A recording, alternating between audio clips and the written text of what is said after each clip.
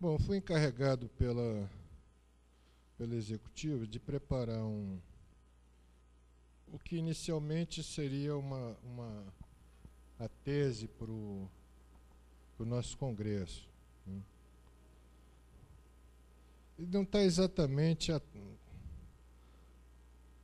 Eu não consegui passar isso pela executiva depois, porque demorou mais tempo do que estava previsto para ser feito. E não está exatamente uma tese, quer dizer, para virar tese teria que mexer um pouco mais, certo? Mas está quase uma tese, certo? Então a gente tem condições de discutir bem aqui na reunião, e independente de publicar como informe, em separado, entendeu?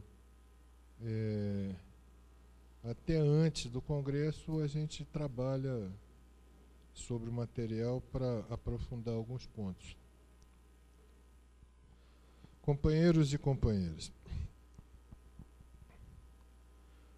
no ano de 1928, um ano antes de explodir a grande crise de 29, o poeta e dramaturgo alemão Bertolt Brecht escreveu uma peça de grande sucesso denominada A Ópera dos Três Vinténs. Uma adaptação da Ópera dos Mendigos, do escritor inglês John Gay, produzida 200 anos antes, em 1724. Na terceira cena do terceiro ato da ópera de Brecht, um dos integrantes da quadrilha de McNavalha, McNavalha é o nome do bandido, né, que havia revelado o tino de investir o produto de anos de roubo e contravenção na aquisição de um banco, explica a seus pares as vantagens do novo negócio. Abre aspas.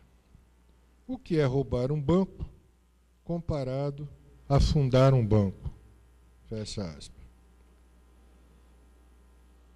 8 anos depois, em 1936, num discurso no Madison Square Garden, quando disputava a primeira das 3 reeleições sucessivas, o presidente Franklin Roosevelt, que travava uma luta de vida ou morte contra os monopólios financeiros que haviam mergulhado os Estados Unidos e, em seguida, o mundo capitalista na Grande Depressão, afirmava: agora sabemos que o governo pelo dinheiro organizado é tão perigoso quanto o governo pelo crime organizado.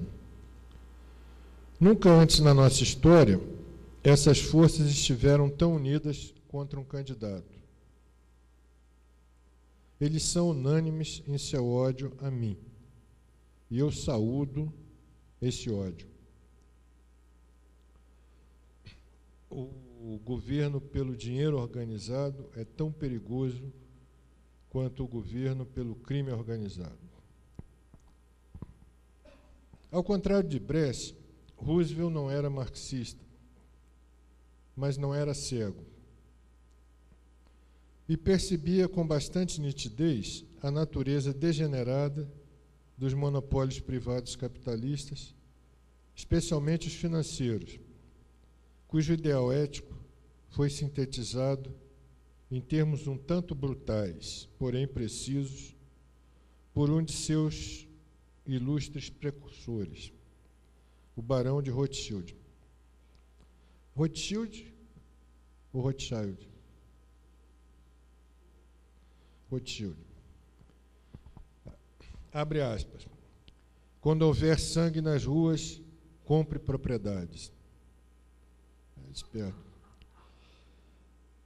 John Rockefeller, J.P. Morgan, Jay Gould e outros 20 potentados da segunda metade do século XIX não ganharam de seus conterrâneos o sugestivo epíteto de Robert Barons, barões ladrões, a tradução, pelo seu respeito e compromisso com a coletividade. E eles podem ser considerados cândidos amadores frente aos atuais beneficiários da arquitetura financeira dos derivativos. Agora, meus camaradas, eu pergunto: é possível realizar um governo para o povo e pelo povo sem contrariar essa gente?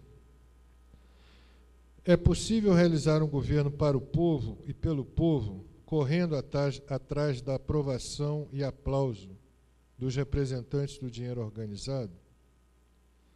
É possível realizar um governo para o povo e pelo povo, sem travar uma luta diária para ao menos conter e manter dentro de certos limites a ação destrutiva desses elementos sobre o conjunto da economia e da sociedade? Não é não, camaradas.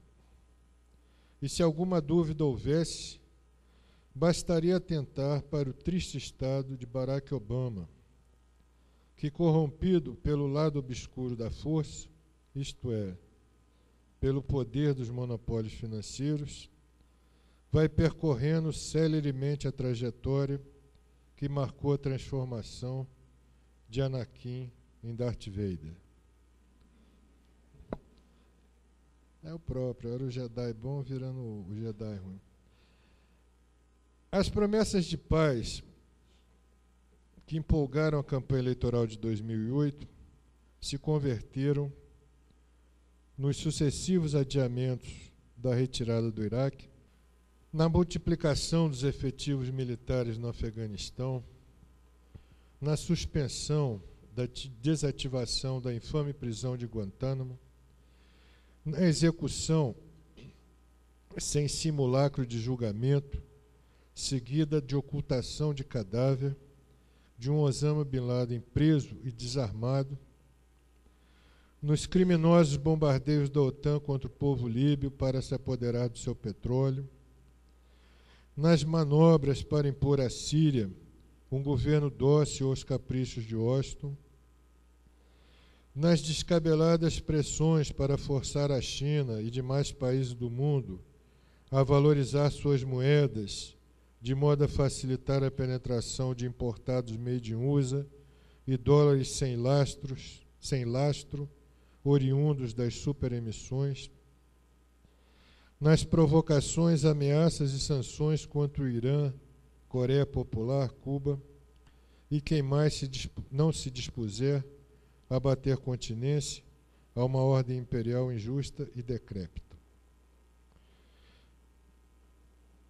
O fato é que, sob Obama, o imperialismo norte-americano busca compensar a monumental crise econômica que lhe devora as entranhas, mostrando-se mais agressivo do que nunca. Ao invés de enfrentar a crise, concentrando os recursos públicos na geração de empregos, salários, em produção capaz de expandir mais rapidamente o mercado interno e criando uma regulamentação que freasse a fuga de capitais para especulação, como fizera Roosevelt, Obama fez o oposto. Manteve a política de Bush dos primeiros meses da crise de 2008, a de transferir os recursos do Estado aos monopólios e manter intacta a desregulamentação engendrada pelo neoliberalismo. Os representantes do dinheiro organizado agradeceram, mas não destinaram um níquel desses recursos para reativar a produção. Preferiram utilizá-los em novas oportunidades no ramo da especulação. Para lá, eles haviam fugido atrás de extraordinários lucros que a produção no mercado garroteado por anos de congelamento de salários não tinha como oferecer. A ciranda especulativa provocou a quebradeira, mas é aí que o dinheiro organizado vai permanecer enquanto não for obrigado a deixar o cassino. E os 25 milhões de empregos perdidos nos Estados Unidos com a crise continuarão a pesar sobre os ombros da população desempregada.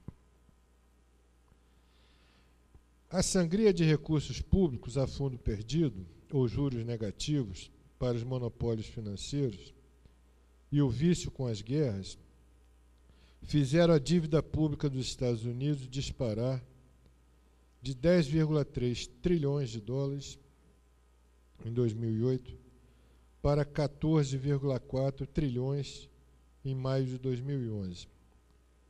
40% de aumento em 2 anos e 5 meses.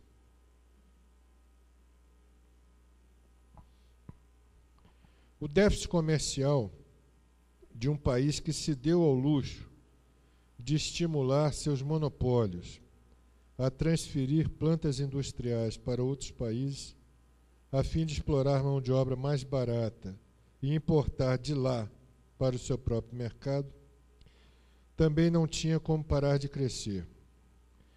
Depois de um recuo em 2009, em função do refluxo da atividade econômica, ignorou a recessão e retomou a escalada. Os números do déficit: 695 bilhões